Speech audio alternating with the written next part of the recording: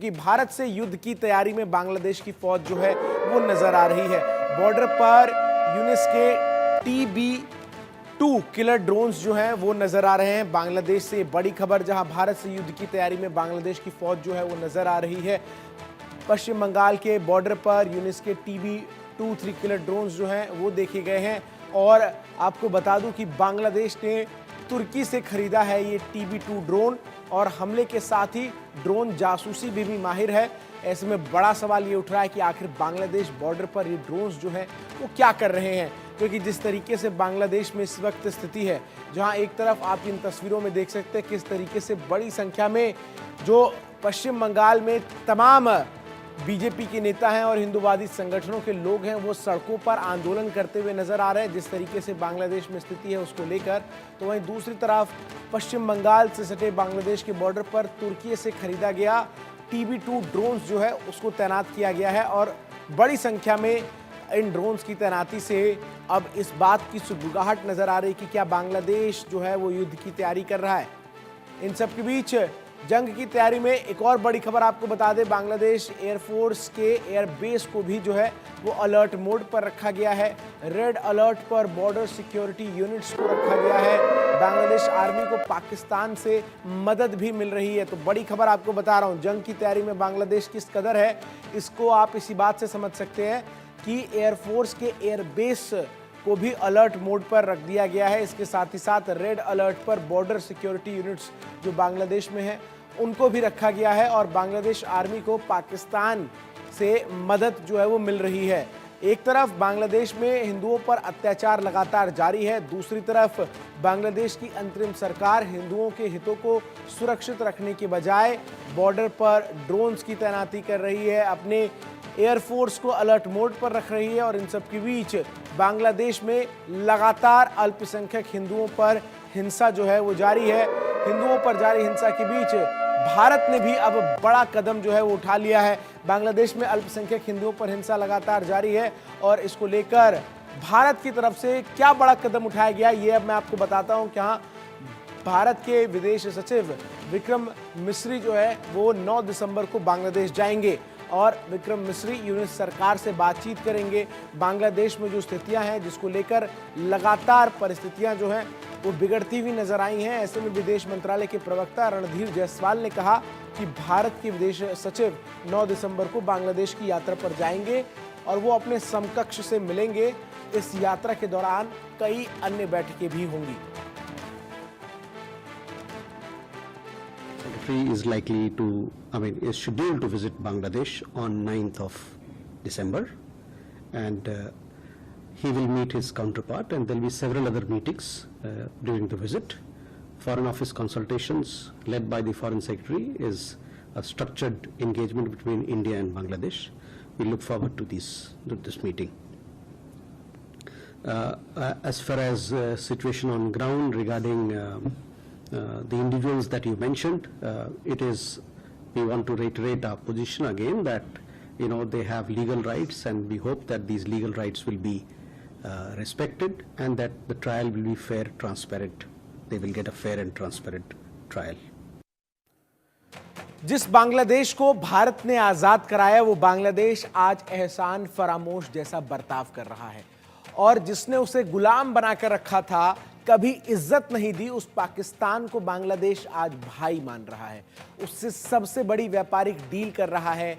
क्या उसे नहीं मालूम कि यही वो पाकिस्तान है जिसने 1971 में न जाने कितने बांग्लादेशियों को मौत के घाट उतार दिया था। बांग्लादेश में BNP नेता भारतीय सामानों के बहिष्कार की बात कर रहे हैं। कारण क्या है? कारण है अगरतला में उच्चायोग के सामने बांग्लादेश में हिंदुओं के खिलाफ कत्लेआम का भारतीयों द्वारा विरोध प्रदर्शन। क्या यह प्रदर्शन गलत था? बांग्लादेश को आखिर हो क्या गया है? नोटों से शेख मुजीबुर रहमान की तस्वीरें हटाई जा रही हैं, उनके जन्मदिन को मनाने पर रोक लगा दी गई है। जरा सोचिए, बांग्लादेश में आज गर्व का विषय क्या है? उनके अभिमान के प्रतीक क्या हैं? पाकिस्तान के साथ, चीन के साथ दोस्ती की राग अलापने वाले बांग्लादेश में आज की परिस्थितियां किस तरफ जा रही हैं? कभी आर्थिक मोर्चे पर दुनिया को कुछ अच्छे संकेत देने वाला बांग्लादेश आखिर क्यों पाकिस्तान की तरह तंगहाल, आतंकिस्तान और कट्टरपंथ की राह पर चल पड़ा है? क्या पाकिस्तान चीन से यारी बांग्लादेश के लिए अपने पैर पर कुल्हाड़ी है? बांग्लादेश में चिन्मय कृष्ण दास का गिरफ्तारी के बाद से बांग्लादेश का जो परिस्थिति वो परिस्थिति बिगड़ चुका है। हिंदुओं के ऊपर लगातार हमले का घटना सामने आ रहा है, मगर बांग्लादेश का इंटरिम गवर्नमेंट की तरफ से कहा जा रहा है कि हकीकत क्या है वो जानना जरूरी है। आज हम लोग हकीकत ही जानेंगे, क्योंकि बांग्लादेश से जो लोग भारत में आ रहे हैं उनका जुबान से सुनेंगे कि बांग्लादेश का अभी का फिलहाल सिचुएशन क्या है। दादा, আপনি কোথা থেকে আসছেন? আমি বাগেরহাট থেকে এসেছি।